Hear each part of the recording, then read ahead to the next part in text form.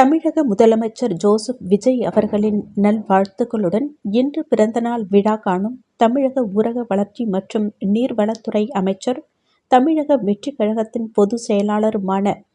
ஆனந்த் அவர்களின் பிறந்த நாளை முன்னிட்டு புதுவை உழவர்கரை சட்டமன்ற தொகுதியின் தவேகா பிரமுகரும் வழக்கறிஞருமான